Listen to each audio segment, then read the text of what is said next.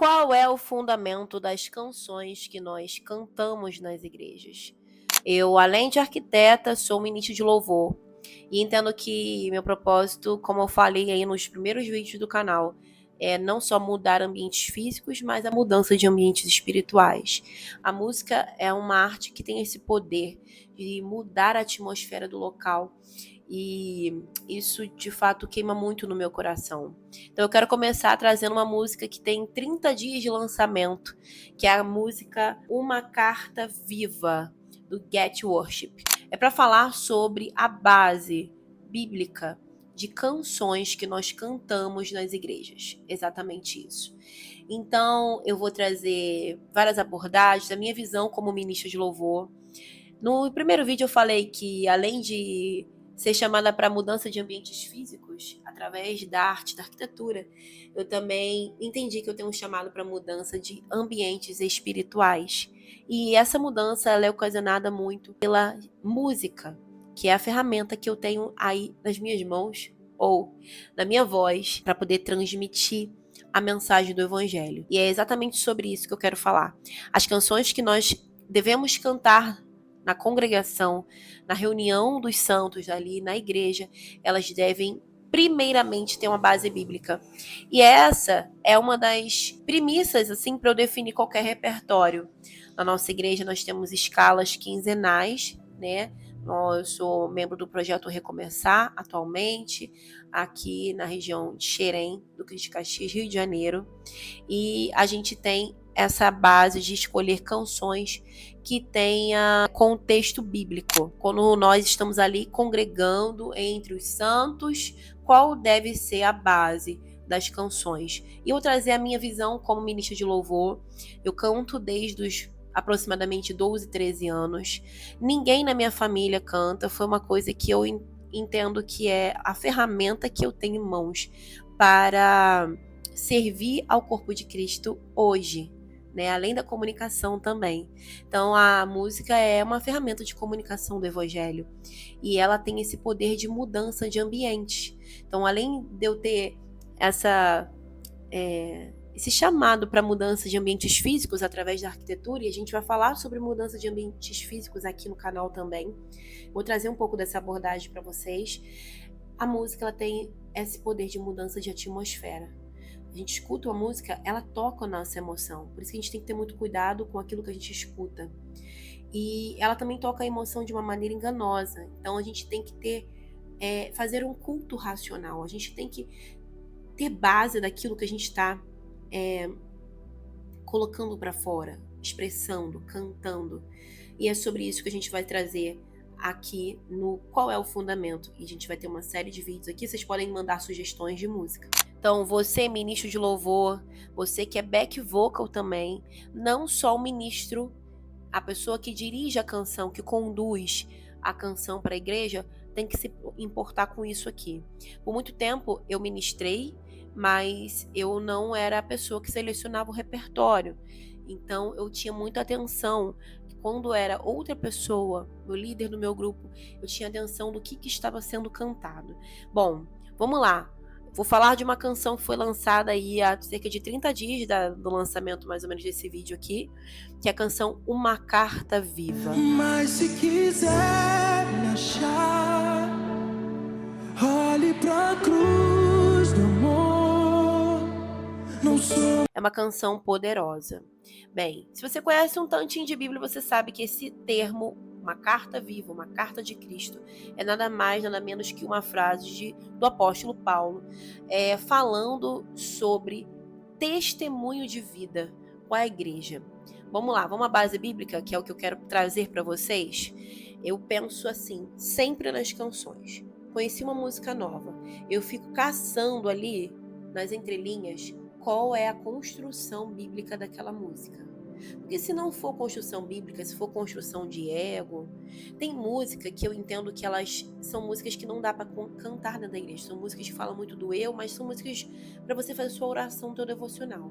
Agora, uma música que vai ser ministrada, que vai ser apresentada para conhecimento da igreja, cantar junto, ela tem que ter base no evangelho. 2 Coríntios capítulo 2, eu te diria para começar aí. Então, quando você for escolher um repertório, leia não só o capítulo que aquele texto é base, joga no Google a frase da música, pode ser em versículo, é isso que eu vou fazendo, para entender. Tem passagens bíblicas que eu já sei que aquela música está conectada pelo meu dia a dia com Deus. E aqui é um outro ponto que você deve se atentar. Se você quer levar a sério o seu chamado, se você entende o peso da sua responsabilidade, o nosso preparo é diário. Não é só quando a gente vai fazer a escala. Porque a gente vai lá como um saco cheio de ar. Que qualquer coisinha explode, a gente está vazio.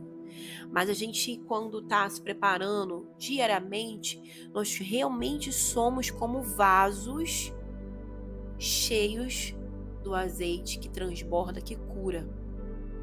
Download que veio agora no vídeo. Mas é exatamente isso que a gente faz. Quando a gente busca diariamente se encher. E aí a palavra, ela já está enraizada, ela está enraizada dentro da gente. Então, quando a gente escuta uma música, é mais fácil a gente detectar se ela tem heresia, se ela tem uma coisa torta. E falar em heresia, teve umas aí nas últimas semanas, né? Mas não vamos falar do que é bom. E a gente vai falar do que é bom nessa canção.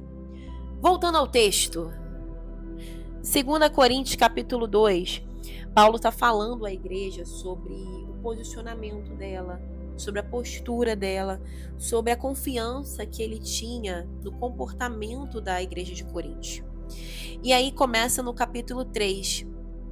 Será que com isso estamos tentando nos recomendar novamente a nós mesmos? Será que necessitamos, como alguns, de cartas de recomendação para vós e de vossa parte? Ou seja, comprovações físicas, né? Títulos, cartas. Vocês mesmos, vocês, congregação de Coríntios, são a nossa carta escrita em nosso coração, conhecida e lida por todos. Vós mesmos tendes demonstrado que sois uma carta de Cristo, resultante de nosso ministério, escrita não com tinta, mas com o Espírito do Deus vivo, não em tábuas de pedra, mas em tábuas de corações humanos. Aí, versículo 6, ele nos capacitou para sermos ministros de uma nova aliança, não da letra, mas do Espírito, porquanto a letra mata, mas o Espírito vivifica. E aí eu me conecto à canção e à letra da canção, né? Que fala justamente de uma trajetória de alguém que teve uma experiência com Deus. Se quiser olhar para o meu passado, eu já não estou mais lá. O meu testemunho, o meu exemplo, a minha reputação, ela já não representa a minha vida antiga. Ela representa Cristo. Olha que responsabilidade. Cantar algo como isso, com essa vertente, com esse peso, exige o nosso entendimento sobre essa realidade. Exige de nós postura de ser alguém onde Cristo pode ser lido, sabe? A nossa vida, ela transpareça, ela veja algo diferente. Eu vejo Cristo nessa pessoa, eu vejo as atitudes de Cristo nessa pessoa. O teu comportamento já não é mais o mesmo. Então, é nessa linha de raciocínio, sabe? E aí na segunda estrofe, mas se quiser me achar, olhe para a cruz do amor. Não sou mais quem eu era, sou quem ele diz que eu sou.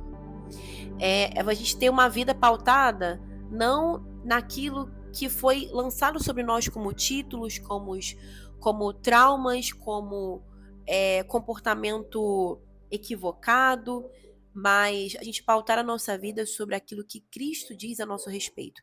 E te fazer uma pergunta: como é que a gente vai saber o que Cristo diz a nosso respeito se a gente não para conversar com Ele? Então, é uma música que nos chama a esse nível de responsabilidade. Então, quando ministro, entendo isso flui e transborda essa verdade para a igreja. E aí vem outro ponto que eu aprendi muito nesses anos ministrando numa igreja, no qual passei um período vendo outros ministros e entendendo a direção da igreja. O momento de ministração do louvor não é um momento de pregação no seguinte sentido, de você falar no meio da música e interromper a dinâmica dela. Não. Eu entendo que a igreja vai entender não pelo meu muito falar, mas pelo tanto daquela verdade estar no meu interior, sabe? Porque o momento de explanar a Bíblia dentro daquela canção é na hora da pregação. Então, o ministério de louvor, ele tá ali para conduzir a noiva de Cristo a uma dança com o noivo. Trazendo para esse lado mais poético, é você direcionar, ó, vai para esse lado, vai para aquele lado. E para você direcionar alguém, você tem que ter consciência para onde ele está indo. Então é nesse sentido que eu entendo que eu sou quem ele diz que eu sou.